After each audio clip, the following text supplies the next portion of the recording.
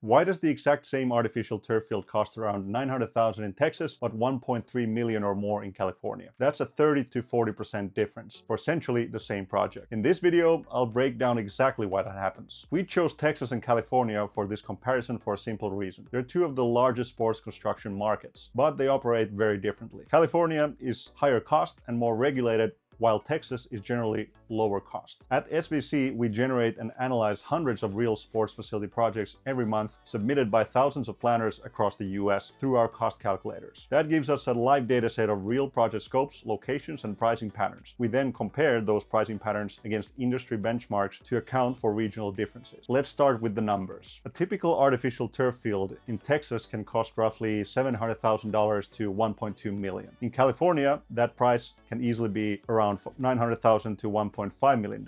Same field, very different reality. So what's driving that gap?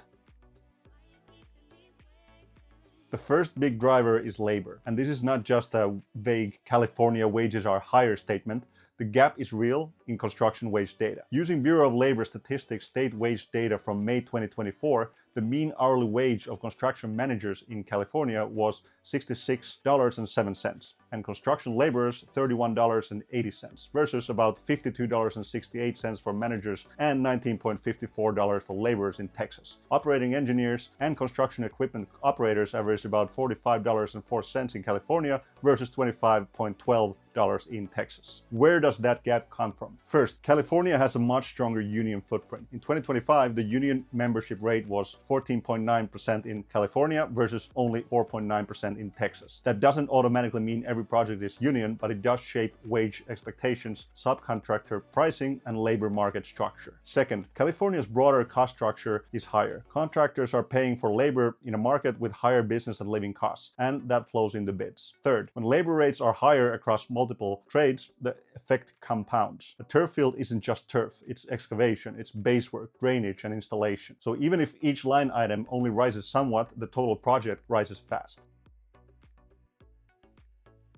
Both California and Texas require standard permits like grading, building, drainage, and accessibility compliance, so the basics are the same. The difference is in how much gets layered on top. In California, projects often go through additional steps like an environmental review, which adds documentation, consultant work, and longer approval timelines. For K-12 projects, there's also a DSA oversight, which introduces another level of review. Texas still has permitting requirements, but the process is generally more localized, less layered, and faster. This matters because longer permitting increases design hours, consultant fees, carrying costs, resubmittals, project management time, and the risk of contractor pricing changes.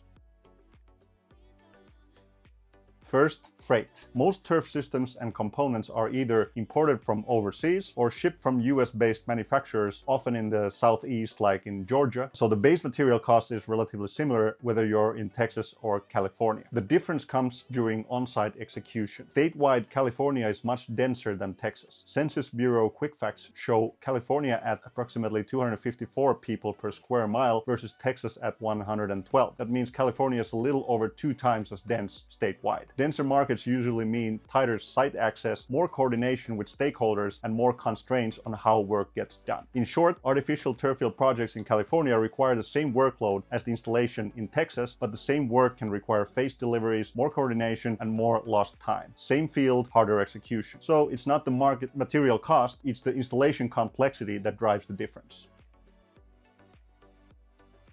Another factor that impacts cost is the number of different companies involved in building the field. In California, projects are more often broken into multiple specialized subcontractors. That means you might have separate companies handling grading, drainage, base work, turf installation, and other components. Each of those subcontractors adds their own overhead, their own margin, and additional coordination between teams. That creates more layers in the project, and those layers add cost. In Texas, projects are often more streamlined, with fewer subcontractors handling larger portions of the work. That means fewer handoffs, less coordination, and fewer markup layers. So even if the scope is the same, the way the project is structured can make a noticeable difference in total cost.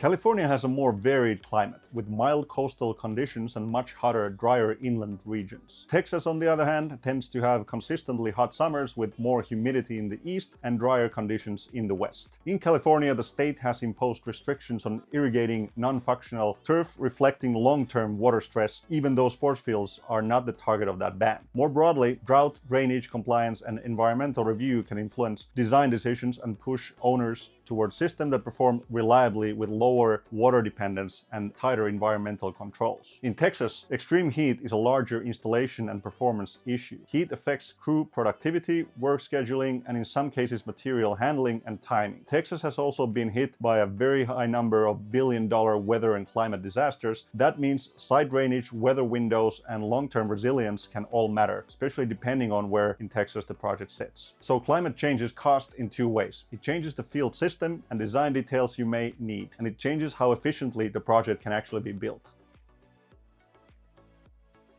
So now that we understand what drives the cost, how do you actually manage it? The key is not trying to control everything, but focusing on the areas that have the biggest impact. First, keep the project as simple as possible. Stick to standard designs, avoid unnecessary features, and limit complexity because every added layer increases cost. Second, you'll want to start permitting at least 3 to 6 months before construction, and even earlier in more complex markets like California, because they can increase costs through redesigns, rebidding, and changing contractor pricing. Third, evaluate your site conditions upfront. Look at things like access for trucks, how much grading is needed, and whether there are space or utility constraints, because these directly affect how efficiently the project can be built. And finally, work with experienced contractors who can handle multiple parts of the project or coordinate them efficiently, because fewer layers usually mean fewer markups. Most cost overruns don't come from one big mistake. They come from small decisions across these areas that add up. So what's driving the cost difference between Texas and California? It comes down to 5 key factors: labor costs, regulations and permitting, logistics and site conditions, subcontractor structure, climate, and environmental requirements. Together, these can easily create a 30 to 40% difference for the exact same project. And the bigger takeaway is this: there's no such thing as a reliable national average for sports facility costs. Your location plays a major role in what your project will actually cost. So if you're planning an artificial turf field and want a realistic estimate based on your specific project and location, use our cost calculator to get a tailored range based on real project data. It only takes a few minutes. The link is in the description.